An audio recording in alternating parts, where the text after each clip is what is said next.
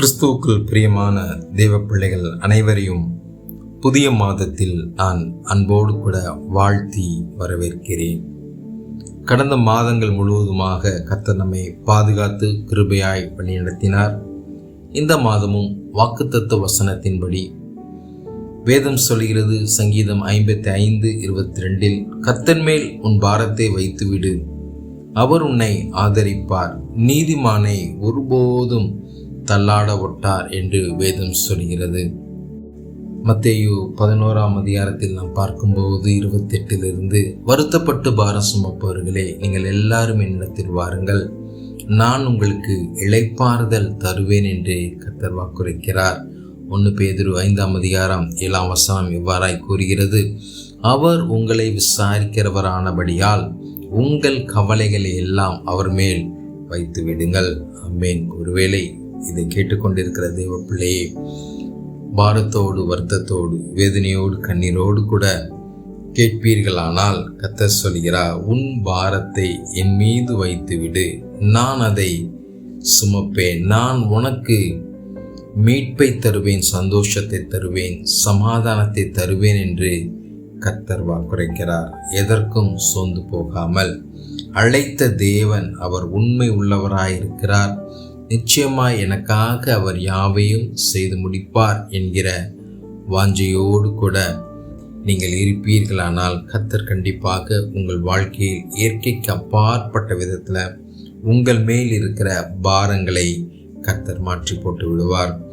நாம் தாவீதை குறித்து பார்க்கும்போது, தாவீது இந்த சங்கீதத்தை எழுதும்போது மிகவும் பாரத்தோடு கூட கஷ்டமான சூழ்நிலையில் எழுதுகிறதை நாம் பார்க்க முடிகிறது. காரணம், எல்லா பக்கத்திலும் நெருக்கங்கள், ஆனாலும் என் தேவன் என்னோடு கூட இருக்கிறார், நிச்சயமாய் என்னை அவர் தப்புவிப்பார் என்கிற தேவனுடைய வார்த்தையின் மீது அவர் வைத்திருந்த நம்பிக்கை, விசுவாசத்தின் நிமித்தமாய் இந்த சங்கீதத்தை அவர் எழுதுகிறதை பார்க்க முடிகிறது. ஒருவேளை குழப்பம், நிச்சயமற்ற சூழ்நிலையில் நீங்கள் இருப்பீர்களானால் கர்த்தருடைய வார்த்தை சொல்கிறது, நான் உன்னை தாங்குவேன், சுமப்பேன், தப்புவிப்பேன். இரண்டாவதாக பார்க்கிறோம், கர்த்தர் உங்கள் மேல் அவர் அக்கறை உள்ளவராயிருக்கிறார், அவர் உங்களை கேர் பண்ணுகிற தேவனாயிருக்கிறார்.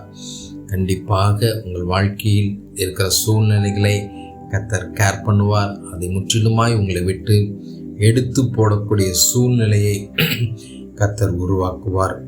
அவர் மீது நம்பிக்கை வைத்து நீங்கள் அவரே சார்ந்திருக்கும்போது, அவர் மீது விசுவாசத்தோடு கூட நீங்கள் இருப்பீர்களானால் கர்த்தர் நிச்சயமாய் உங்கள் வாழ்க்கையில் இருக்கிற எல்லா சுமைகளையும் வேதனைகளையும் கண்ணீரையும் மாற்றி இந்த புதிய மாதத்தில் புதிய நன்மையினாலும் கிருபையினாலும் கர்த்தர் உங்களை வழிநடத்துவேன் என்று வாக்கு பண்ணுகிறார். சோர்ந்து போகாதீங்க, தைரியமாக இருங்க, நம்பிக்கையாக இருங்க. கர்த்தர் எல்லா சூழ்நிலையிலும் உங்களை பாதுகாப்பார். ஒருபோதும் நீங்கள் வெட்கப்பட்டு போவதில்லை, வீழ்ந்து போவதில்லை, அநேகருக்கு முன்பாக நீங்கள் தலை குனிவதில்லை என்று கர்த்தர் வாக்கு பண்ணுகிறார். கர்த்தர் தாமே உங்களை ஆசீர்வதித்து நிறைவாய் வழி நடத்துவார். God bless you. கர்த்தர் மேல் பாரத்தை வைத்து விடு, கலங்கி தவிக்காதே, அவரே உன்னை ஆதரிப்பார், அதிசயம் செய்வார், நீதிமான் தள்ளாட விட மாட்டார், நித்தமும் காத்து நடத்திடுவார், நம்மை காக்கும் தேவனவர், நமது நிழலாய் இருக்கின்றவர், தகப்பனும் தாயும் கைவிட்டாலும் அவரே நம்மை அணைத்துக் கொள்வார், கர்த்தர் நம் சார்பில் இருக்கும்போது நமக்கு எதிராக நிற்பவன் யார்?